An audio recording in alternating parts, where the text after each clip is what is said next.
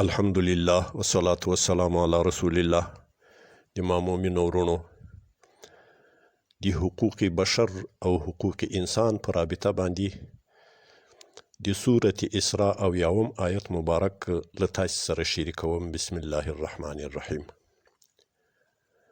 ولقد كرمنا بني آدم وحملناهم في البر والبحر ورزقناهم من الطيبات وفضلناهم على كثير ممن خلقنا تفضيلا. صدق الله العظيم.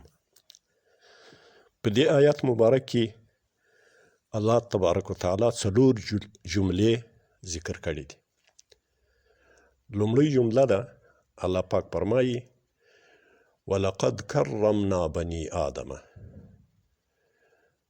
یقینا او له شکه پرته عزتمن کړی مو ده بني آدم، بشر، انسان. مفسرین کرام لیکي چې وجوهات دی کرامت او د عزت څه دي. فرمایي په علم سره الله تبارک وتعالی بشر او انسان ته کرامت ورکړی،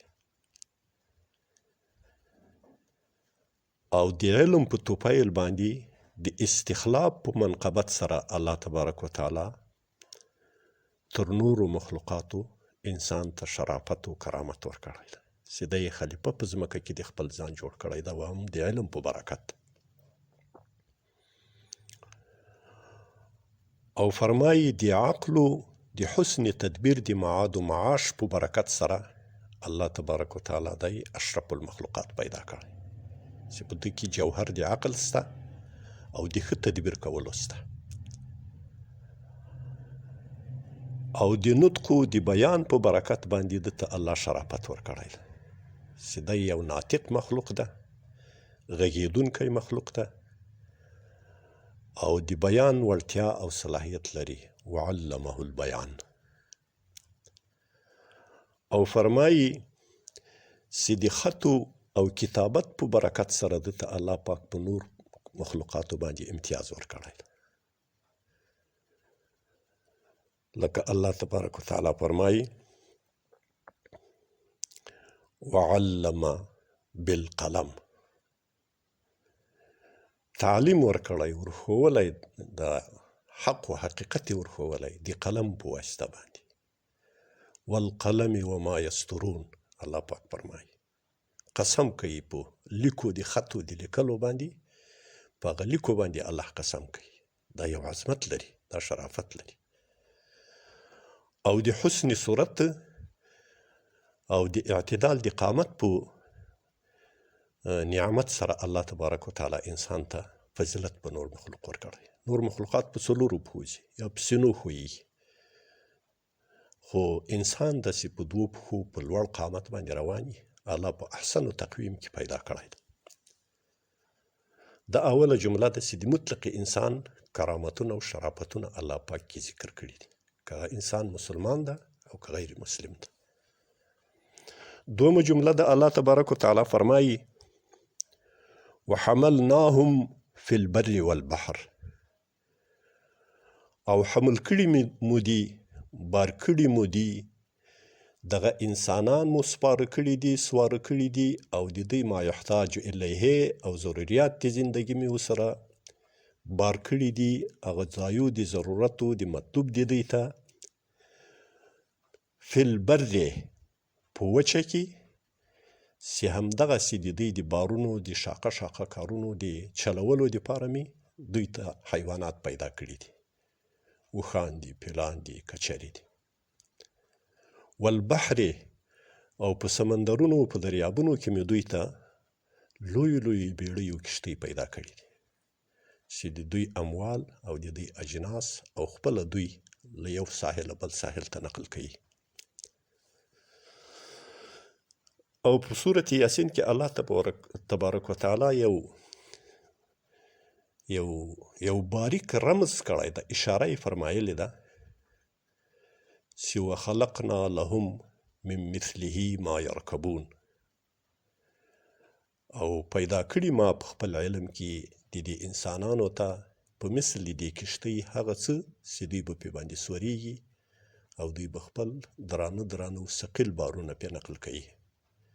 موږ یې نن وینو چې په فضا کې الله تبارک وتعالی دغه انسان ته دا توفیق او طاقت ورکړو چې د الله پاک د ځمکې له ذخایرو یې داسې وسیله راوکښله لکه طیاره،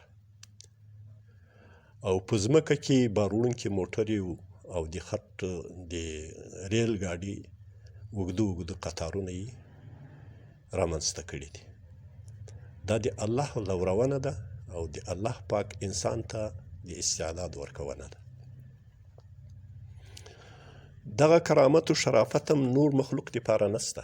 کتابونه لیکي چې په هیڅ مخلوق کې، په هیڅ حیوان کې دا غریزه نسته چې هغه په خپله اراده باندې په یو سوارلي په یو شي کې سپور سي او یو لرې منزل ته ځان پې باندې ورسوي، مګر هم چا په زور کې وتاړه دی په خپله نه ورخیږي او نه د خپلو مایحتاجو د خپلو ضرورياتو د نقل دپاره هغه کوم تدبیر لري، کوم سوچ لري. دا شرافت خالی انسان ته الله ورکړ.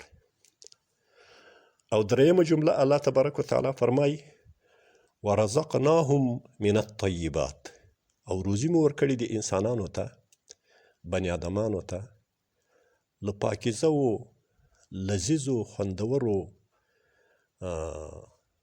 روزیو څخه، خوراکونو څخه. دا مې بهترین انتظامات دی ته کړي. مفسرین کرام لیکي چې د ارزاقو منابع دوه دي، د روزیو دوه منابع دي، یوه منبع نباتات دي، بل منبع حیوانات دي. انسانان الله تبارک وتعالی له نباتاتو هم بهترینې طیبې او لذیذې خوندورې روزیانې مهیا کړي، ورته ورکړي دي، که هغه له خضرواتو له سبزیاتو د نباتاتو دي او که له حبوباتو د نباتاتو ثمراتو د نباتاتو دي. منفردې دي هغه روزیانې او که مختلطې او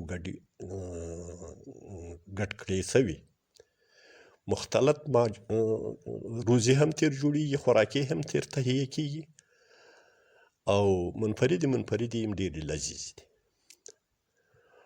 او د حیواناتو له منبع څخه چې کوم روزي د انسان دپاره الله مقرر کړې ده هغه لحوم و غوښې د معکولو حیواناتو، لبنیاتو، شحوم او عسل دي چې دا الله تبارک وتعالی له حیوانه انسان ته ورپه برخه کړي دي.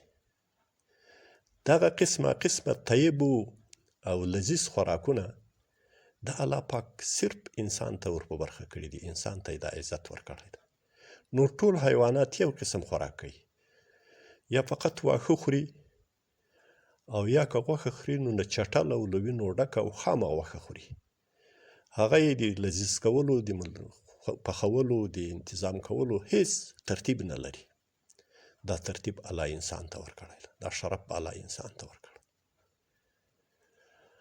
څلورمه جمله کې الله تبارک وتعالی فرمایي وفضلناهم على كثير ممن خلقنا تفضیلا، پیدا کړي، غوره کړي او بهتر کړي مو دي د انسانانو بني ادمان په زیات له مخلوق خپله په غوراوي سره. تفسیری نصفی او تفسیری سمرقندی رحمت الله علیه او زیات تفاسیرو لیکلي چې کثیرینه څخه دلته کثیر په معنا د جميع او د کل ده، یعنی په ټولو غیر له انسانه په ټول مخلوق خپل باندې مې دوی غوره کړي دي، بهتر کړي دي. او هغه د فضیلتو د غوراوي وجوهات مفسرین کرام داسې فرمایي چې په دوی کې د حسن تدبیر شرافت موجود ده او د حسن اختیار شرافت موجود ده. دوی د خپل ژوند دپاره، د خپل ګذران دپاره ښه تدبیر کولی شي او ښه غوراوی او ښه اختیار کولی شي، ښه لاره ځان ته منتخب کولی شي. دغه شعور او دغه جوهر په نورو حیواناتو کې نشته. او بل داسې په دوی کې نعمت و منقبت دی استلا او د تسخیر موجود ده چې الله پاک دوی ته دا منقبت ورکړی ده چې ټول مخلوق باندې دوی مسلط دي او ټول نور مخلوق دوی ته مسخر دي. که علویات دي که سفلیات دي هغه د دوی په خدمت کې دي. وهو الذي خلق لكم ما في الارض جميعا. الله پاک هغه څه په مځکه کې پیدا کړي ټول د تاسې دپاره دي. ان في خلق السماوات والارض واختلاف الليل والنهار لآيات لأولي الالباب. لأولي الالباب دا لام دلته د تخصیص دپاره ده. دا خاص دي اولي الالباب. اولي الالباب انسانان دي. د انسانانو دپاره الله پاک دا د ځمکې او د اسمان عجایبات پیدا کړي دي. خو دغه انسان سره له دې ټولو منقبتونو چې په دې څلورو جملو کې الله پاک دته بیان کړی ده، دی په معرض د ابتلا کې هم واقع ده. الله پاک دته د ابتلا یو موقع ورکړی ده، یو ژوند ورکړی ده. او دا په دې معنی چې الله پاک انسان کې دوه قواوې ایښي دي. یوه قوه د عقل ده چې یو عظیم جوهر ده، او یوه قوه د شهوت ده چې دا هم د انسان دپاره یو نعمت ده. په انسان کې شهوت د خوراک نه وي، دستي به ډاکټر ته ځي وایي ما اشتها نسته. که شهوت د خپل اهل د غرایزو د پوره کولو نه وي، سمدلاسه به ډاکټر ته ځي، نو دی به خپل علاج کوي. دا هم یو نعمت ده. او ما سوى الانسانه که حیوانات دي په هغو کې صرف شهوت موجود ده، د عقل جوهر نسته پکې. او که ملکې دي په هغو کې عقل موجود ده، د شهوت غریزه نسته پکې. خو په انسان کې دا دواړه سته. او د دې نتیجه دا کیږي چې الله پاک دی په معرض د امتحان کې واقع کړی. که دا انسان د حسن تدبیر او د حسن اختیار په برکت او په وجه سره عقل ته ترجیح ورکړي په شهوت باندې، عقلانیات خپل مقدم کی او غالب راولي په شهوانیاتو خپلو باندې، نو د ده منزلت او مقام تر ملایکو هم پورته کیږي. دا امام نصفي رحمت الله علیه وایي او ډیر علما وایي. او که چیرته دی شهوانیاتو ته غلبه ورکړي، شهوت ته غلبه او ترجیح ورکړي په عقلانیاتو باندې، لکه د نن زمانې کفار، نو دی بیا تر دغه څلوربولو بهایمو شرپایانو هم بدتره کیږي. اولئک کالانعام بل هم اضل. نو الله تبارک وتعالی دی د امتحان په مرحله کې پیدا کړی ده. نو په دې وجه باندې که دی ښه تدبیر وکړي، دی به د خدای ډیر اشرف او ډیر اکرم مخلوق وي. او که دی بد اختیار وکړي، بده لار غوره کړي، نو بیا به د نورو انسانانو په رقم دغه عقل بیا صرف د خپل دنیوي ژوند او د شهواتو د اشباع دپاره په کار اچولی، نور آخرت به هم خراب وي او ژوند به دنیا به هم خرابوي. لکه الله تبارک وتعالی بل ځای کې فرمایي چې یعلمون ظاهرا من الحیات الدنیا وهم عن الآخرة هم غافلون. دا کفار پوهیږي په ظاهري رونقو او رول برابرولو د دنیا باندې، وهم عن الآخرة هم غافلون، خو له آخرته دی غافل دي. نو زما خوږو مؤمنو ورونو، دغه د اسلامي نظام ممثلین او چارواکي باید داسې د حقوق بشرو، د حقوقو د انسان داسې یو برجسته کمیسون او انجمن ولري چې د دنیا د حقوق بشر کمیسونونو ته درس و سبق و عبرت ورښيي، عبرت ورکړي، درس ورښيي، په انسانیت باندې یې پوه کړي او واقعاً د بشر په شرافت باندې پوه کړي، د بشر په عظمت باندې پوه کړي. نه دا چې دوی د بشر حق او د بشر د حقوقو خلاصه د غرایزو، د خواهشاتو، د شهواتو په اشباع او په مړولو کې کوي. چې په څه کې د دوی خواهشاتو او شهوات مړیږي، هغه شی دی حق د بشریت بولي. ښځه د لوڅه ګرځي چې نارینه خوند ځینې اخلي. ښځه د مخلوطه یې لوبې دي ورسره کوي چې نارینه خوند ځینې اخلي. په غرب و کفري دنیا کې نن موږ ټول وینو چې ښځې لوڅې دي، نارینه یې پټ دي. دا صرف د خواهشاتو د اشباع دپاره ده. کنې دا انساني شرافت نه ده، دا انساني کرامت نه ده. انسان نه تنها انسان ته مسلمان او اسلام نه تنها انسان و بشر ته حرمت قائل ده، په عزت باندې قائل ده، بلکې ټولو حیواناتو ته، ټولو ژوندسارو ته په حقوقو باندې قائل ده. ټول ژوندسار حقوق لري، ژوندساري حقوق لري. انسانان خو څه کوي، که کافر دي که غیر که مسلمان دي، د هغو حقوق په اسلام کې مسجل دي. یو څوک چې مسلمان نه ده، مؤمن نه ده، متعهد ده، مستأمن ده، یو مسلمان ظلم سره کوي، رسول الله صلی الله علیه وسلم فرمایي چې انا حجیجه یوم القیامه، زه به وکیل مدافع د همدغه مستأمن کافر یم، دغه یهودي و نصراني یم، د مسلمان په مقابله کې په ورځ د قیامت باندې د الله په حضور کې. نو دا څومره لوی حق ده چې اسلام انسان ته ورکړی ده. او له انسان علاوه نور ټول حیوانات په اسلام کې حقوق لري. په اسلام کې امر ده، تشریع ده، احکام دي چې یو څوک به خپل څاروی وږی نه ساتي، تندې ته به نه ورکوي، ګرمي کې به نه دروي، په یخني کې به نه دروي، دروند بار به نه پرې وړي، مشقت کې به یې نه اچوي، وهل به یې نه کوي، وهي به یې نه. دا د انسان د حیوانو د بهایمو په باره کې دا حقوق دي او دستورات دي په اسلام کې.